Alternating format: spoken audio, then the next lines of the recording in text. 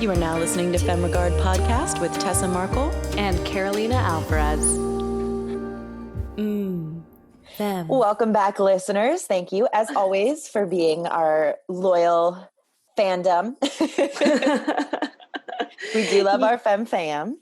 We do. We have a fantastic guest for you guys today. My friend Meilani Wenska. She is a many multi-hyphenate, but she's a writer, actor, director, and we'll get into her artistic side as well during this interview. I'm excited to talk about all the things she does. I met Meilani in quarantine virtually, much similarly to how I met Elvira from earlier on in the season. So I'm excited to get to bring on these awesome, talented women. So thank you, Meilani, for coming on today. It's my pleasure. I love that you guys are meeting virtually. How cool is that? We can still connect with one another. So yeah, thank you so much, Meilani, for taking the time in your morning. We were just going over how our days started. And no, thank you for coming on. We're excited to hear about your journey and how you chose to become so many multi-hyphenates. We talk about a lot in the show that when you start out independently, you're going to be wearing a lot of hats and you're going to be having to really try to find your role in production. And, and it's funny, as you try things, I think people tend to lean a certain way. So why don't you start us off and tell us what came first for you and how did it catapult to the other things you do? Well, what came first, if I go really far back, was I was doing graphic design. I just moved to LA and I started dating a producer. And I met him through my job. I was actually working in the film industry without even having wanted to in the first place. I was a graphics designer. I got my degree in art studio, and I ended up working for this guy who was filming opticals that were the titles and the end credits for films. Mm-hmm. And I was designing those. And I met this producer because he was working with a lot of filmmakers. And he was a really crazy guy. But after I stopped seeing him, he called me one day. He said, "Hey, I'm making a film, and I just need crew. Can you come out and help me?" So I just went out. I had no experience, and he just threw me in. And I was, one day I'd be, running out like a PA to go get food for the crew. Another day I would be with the guys just building dolly tracks. I mean, whatever he asked me to do, I would do. And then one day he said, "Hey, we need an extra. Why don't you be an extra?" And I ended up playing a cannibal. They dressed me in this little cavewoman outfit. I had my hair was up in a crazy little, I don't know, not even a mohawk, some sort of crazy thing. And, I was a cannibal for a day. And after that, I was like, the actors kind of have it good on the set. And I really enjoyed that acting thing. So I started taking acting classes. And from there, I was, pursuing acting. And one day, one of my, other people are always who end up convincing me to do these things. Because I'm just going along doing my own thing. I just never really cared. I was like, "Oh, I'm just pursuing acting. I love it, blah, blah, blah." And one of my friends was like, "Hey, you should write a screenplay, and maybe you can sell it and maybe have yourself acted." And I was like, "Okay." So I wrote a script, but I mean, I didn't know exactly what to do with it. So I entered it into a few contests and it didn't do anything. And then a few years later, I wrote, I was inspired actually by an experience in Hawaii. It was my grandma's funeral, and there were just a lot of really funny things that happened because I was there for a month to just help out my dad and help out the family, and a lot of people had traveled to participate, and just a lot of funny things happened with their family. So I wrote a screenplay about that. And that one actually made it to the semifinals of the Big Break contest. Nice. So I was like, oh, good, yay. And Yay, and then one of my friends said, hey, why don't you make a film? You know, why don't you make like a short, you know, proof of concept? And I was like, sure, why not? So I made that film. And I didn't really, that's the thing is because I've been starting from scratch, and this was about 10 years ago, you know, I didn't really know what to do with it. Back then it was before Film Freeway. So it was just, it was the other one, Without a Box.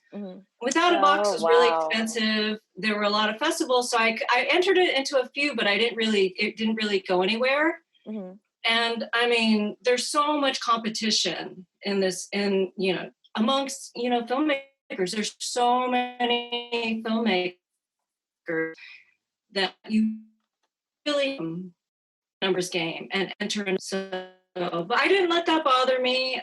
Since then, I've made three more films. I completed 3 more films. Nice. And I also am in post on my 5th film, short film. These are all shorts. And that's just in the past 10 years, right? That's in the past 10 years. That's a lot to get done in 10 years, especially starting out like not even knowing it was something you wanted to do, you know? Yeah, I mean, pretty much I've been mostly self-taught, but I had a lot of advantages just because of my background as an artist, because I understand the fundamentals of visual fundamentals.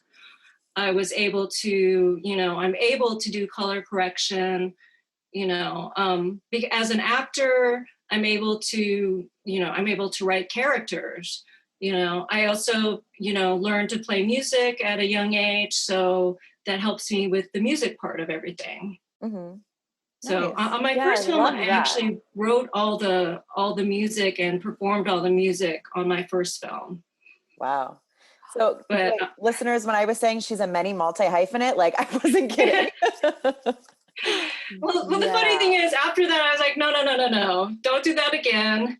Let the real, you know, the real composers do the music next time, you know. Right. Yeah. And I mean, and that's like the big lesson. Yeah. You know, it's a collaboration. You know, you get great people to work with. But at least you know that you are able to do it, and you know how it all works now because you did step in and do it. So, you know, whether or not you're hiring someone else next time, you know exactly what you need from them and what you're looking for and all of that. So yeah, it really helps. It really does. Yeah. And I want to go back for a second to when you started as doing graphic design on films. I don't think people realize like the opening and like rolling credits are a thing that like someone has to design, you know. Can you speak a little bit about that? Because I wonder if that's something, you know, people that might be starting in graphic design that are interested in film, but they don't really know how to get involved in that world. Like, speak to that a little bit, please. Well, it was really about, you know, it's really about typesetting. You know, knowing how to manipulate the fonts. No, it was really about, I mean, this is for graphics design in general. You have to know every font has a different mood. Every font, you know, some fonts are very handwritten looking, and so that gives you more of a handmade feeling or more of a comic book feeling sometimes. Other fonts are very scripty. As an artist, I've designed stuff for weddings, so you use really scripty stuff. But the biggest thing that I discovered when I was doing that, and it's really about scale. Like you have to, what you design on your screen is going to look different, blown up 20 times on the big screen. Right. But will also look different when someone's just watching it on their computer. So there's a lot of considerations as a professional designer that you have to take into consideration. Makes sense. Yeah. So I was looking at your website as well, and I saw at this point now you've been in quite a few festivals. Oh, thank you. Yeah, congratulations on that. And I think you said one of your films was in Cannes this year too, right? Well, that was not my film. That was Okay. a film I worked on as crew. That's a film called Bad President. It's a political satire about Trump. Okay. And I actually worked on that last summer as the first AD. But but the funny thing is I also ended up, when you're working on indie films, this is the thing is you have to be willing to wear a lot of hats. Yeah.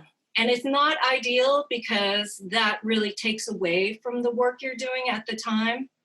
But sometimes it's all you can do. I mean, we showed up and we discovered that we still had to do casting.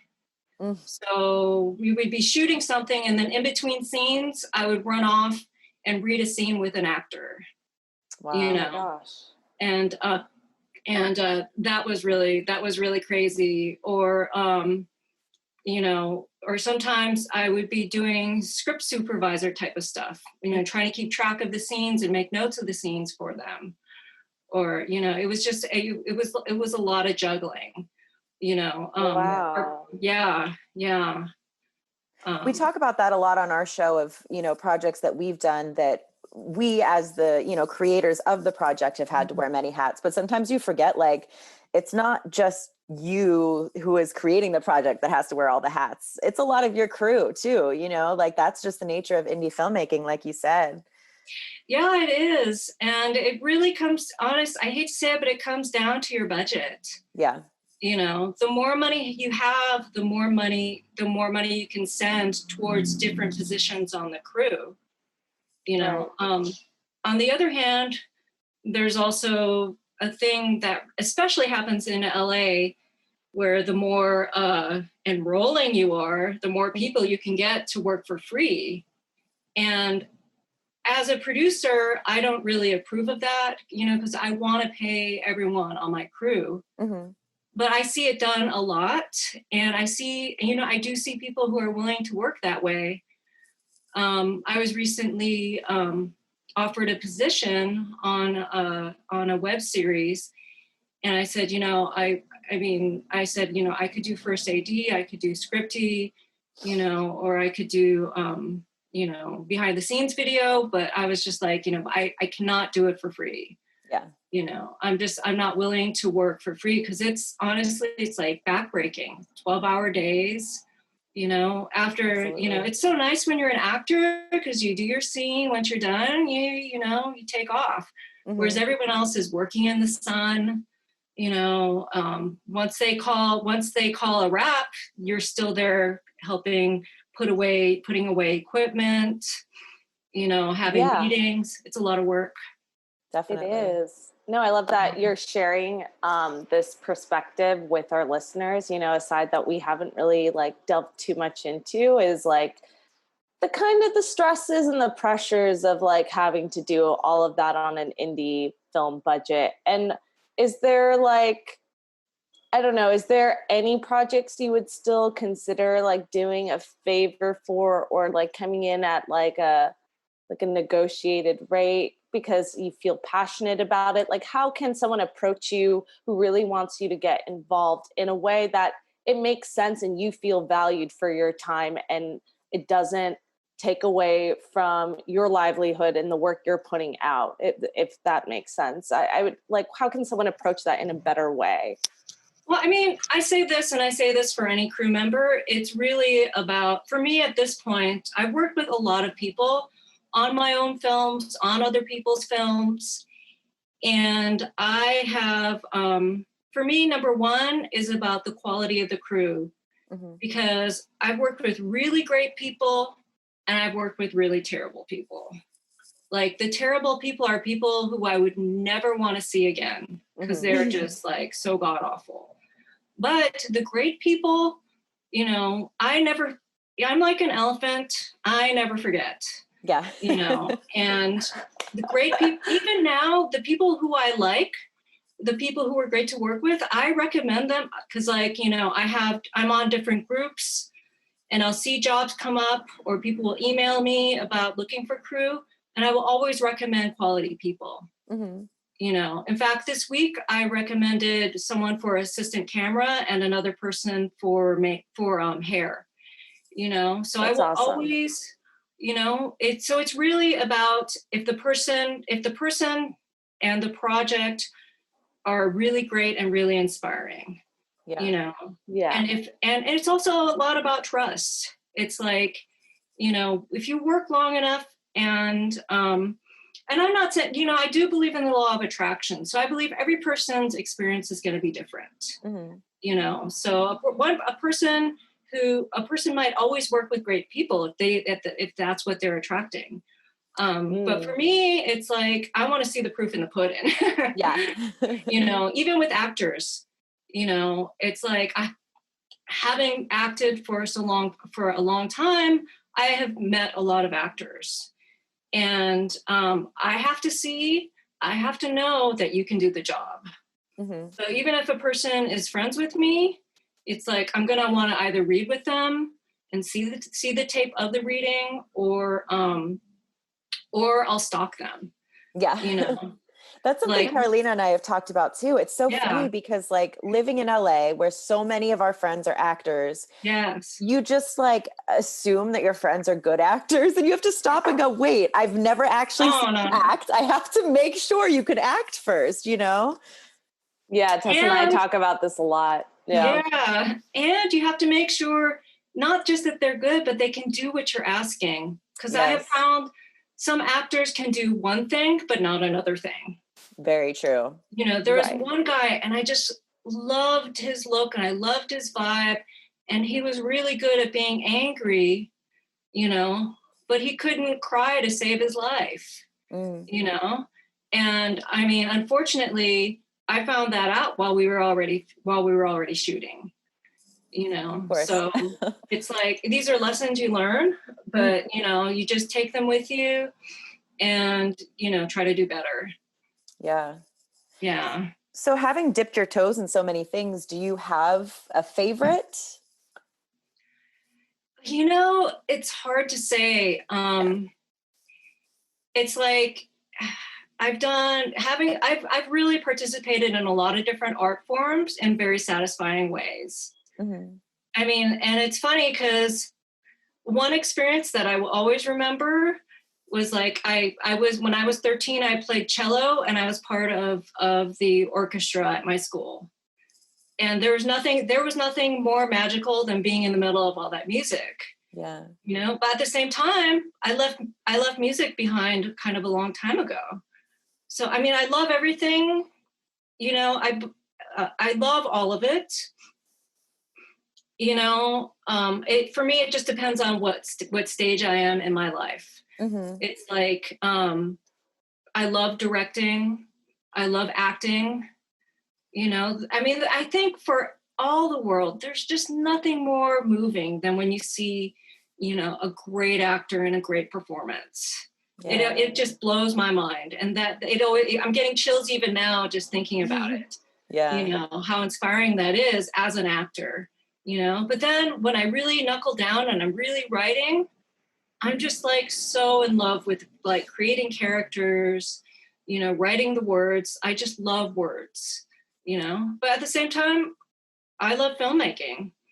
You know, there's nothing, I'm sure you both can say there's nothing better than a day on set, you know, and like as a director, you know, seeing the performances, seeing what you can get out of your actors, you know, looking at the angles, working with your cinematographer, you know, working with a great crew. You know, when you have a really great crew, a really great people, there's just nothing better. So for me, it's like choosing between children, I guess. Yeah.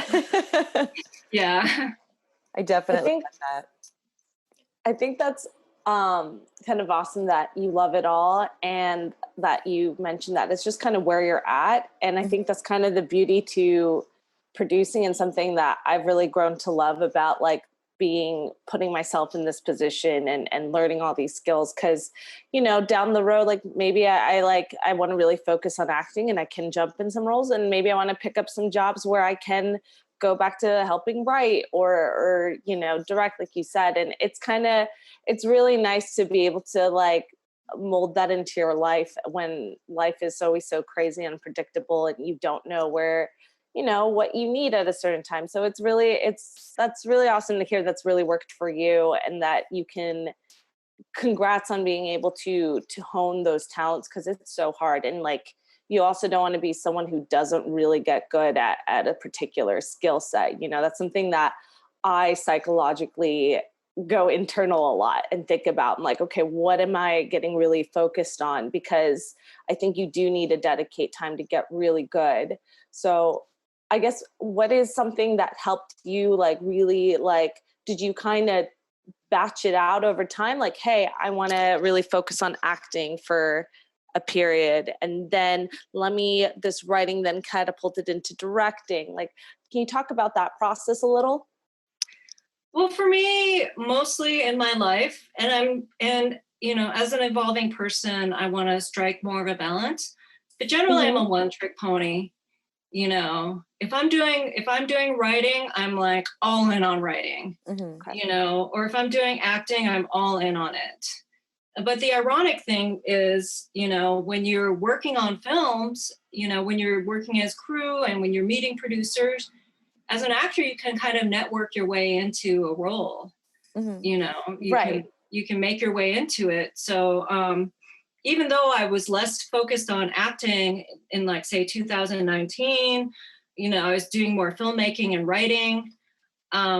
I still got to do some acting jobs, which was really, really satisfying. But, you know, honestly, it's like when you're really trying to break into the big leagues, I do believe you have to be like an Olympic athlete. Yeah. It's like you have to do a practice all the time and every day, you know. So, you know, as an actor, and as a filmmaker, having seen a lot of actors, you've just really got to be in practice, you know. And I mean, having auditioned my actor friends, even though I love them as people, I'm like, there's people who I haven't cast because I was like, you know, she didn't really get it, or he didn't really get it. Or then there's people, there was one friend of mine who I cast, you know, and I had been seeing people, I saw like, you know, 6 or 7 people who had the same casting qualities, but my friend knocked it out of the park. You know, I was like, oh my God, he did such a good job, you know, that's it. He's cast. So it's like, you do have to focus. But for me, I have this goal of, say, you know, like my dream, and then, you know, and I haven't been able to do it yet, but my dream is to, you know, say, do 2 hours of acting, 2 hours of writing, 2 hours of editing, you know, but I haven't been able to do it yet. I'm more like, let me know when you get there, girl. Yeah, call me. You tell me how that worked out, and you tell me how you did it. It hasn't worked yet, because what happens is I get a head full of steam, and then I'm like, yeah, and 6 hours has passed, and I'm like, okay, I'm done. It's hard. We had a guest last season, Corey McComb, who's a writer, and we touched upon creativity and fueling, like how to keep that fire fueling. And he brought up a Hemingway quote, which I'm not going to say because I can't like remember things like that as well on my elephant brain. Nope. But it was something to the point of that you stop once you like are at your most creative, like highest point, like, and then you like have to just stop and break away. And that's Hemingway's way of continuing your creative flow. So like right when you're like really into it, got to put it down and save it for tomorrow. I can't do that. So like what you were talking about, I can see why it's so like, you just get in the zone with, even if it's not just writing, even editing. Like I tell Tessa, like, rather just give myself this hard deadline and pull an all-nighter, because like that's just how I'm gonna get it done.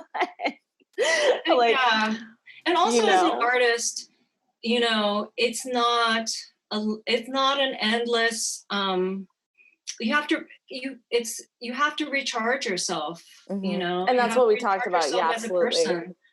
You know, it's like, I mean, it, you know, last summer, or it was actually last May, in 2019, you know, I was in a writing class, and, you know, I literally wrote an entire pilot in about 5 weeks. More like 3 weeks, because, you know, a lot of it was prep work.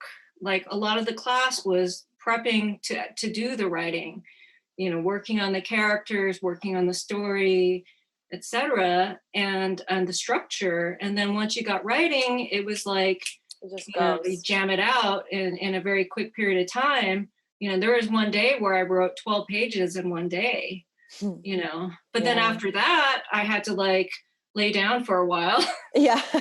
Yeah. Yeah, I think that's really important to give and yourself it's like time. it you know, it ultimately it comes down to balance, you know. And I mean, and that's, you know, since last summer, that's what I've been working towards, is alignment and balance. Because you know, it's like I look at what I did, and I did have some success. Yeah, I have had some successes, you know, but I haven't really broken through yet.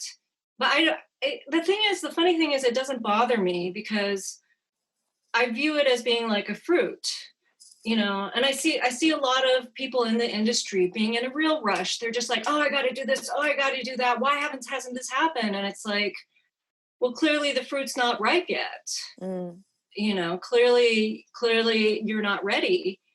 You know, it's like my you know, my writing coach, he would say, you know, you want to do the rewrites on the script. You don't want to submit it to agents before it's ready, you know. And honestly, you know, you don't want to submit yourself as an actor before you're ready. You don't want to submit yourself as a filmmaker before you're ready, you know, because I have gone to those film festivals.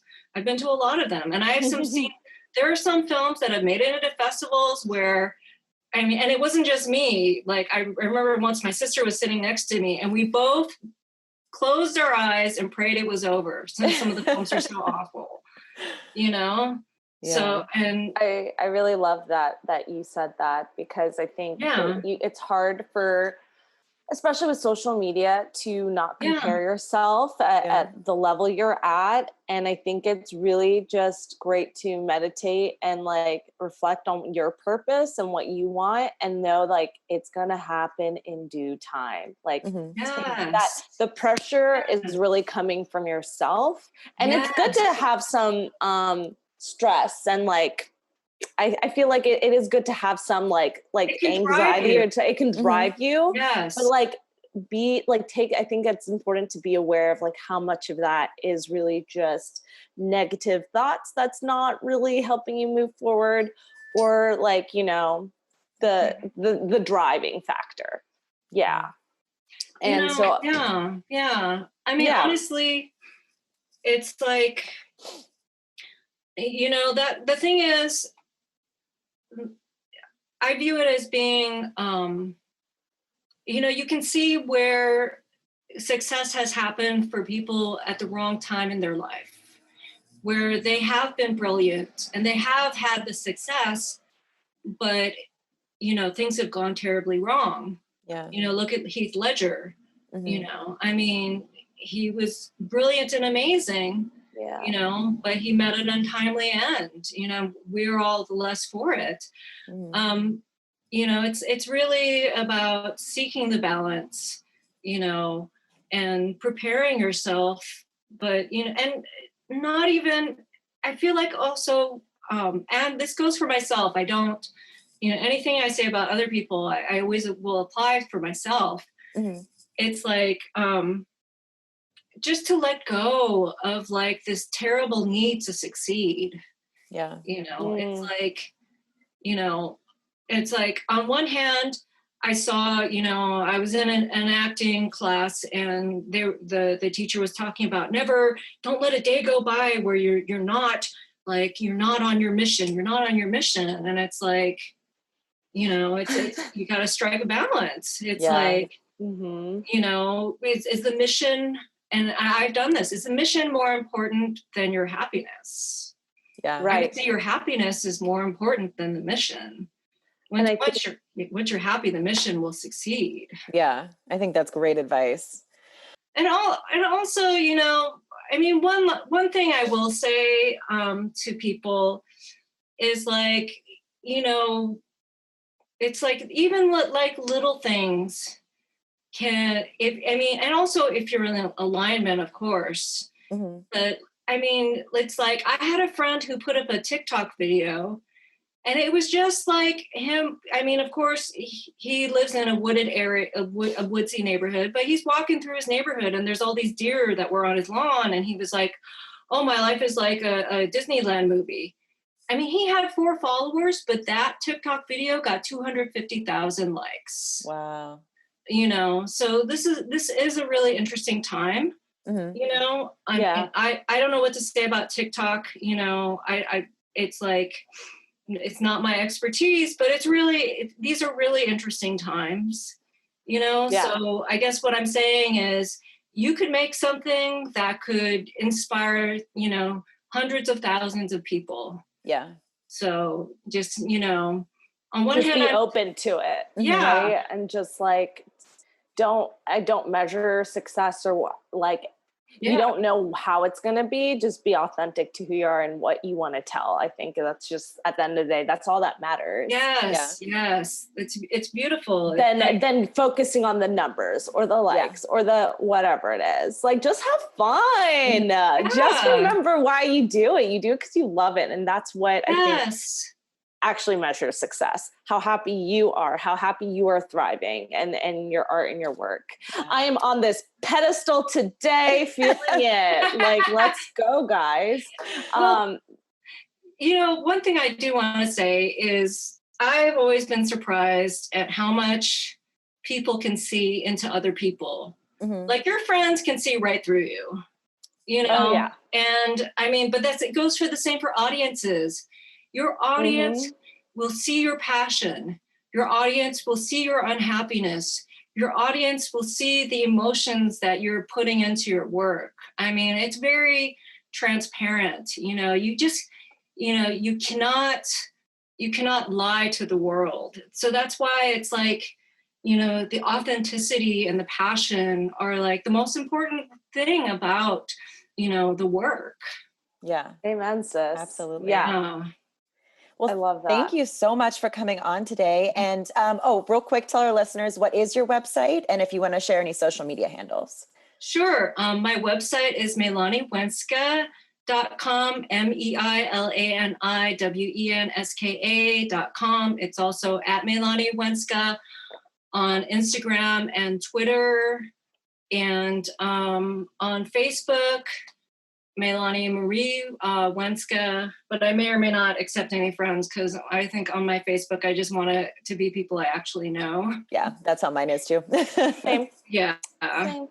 Well, thank you so much for coming on today. This was awesome to chat with you about everything. Yeah, I really loved delving into like this whole, what idea of success is and like the background of like indie filming and owning all those different roles and what it's like. So thank you for being honest with us and with how your experience has been and just open.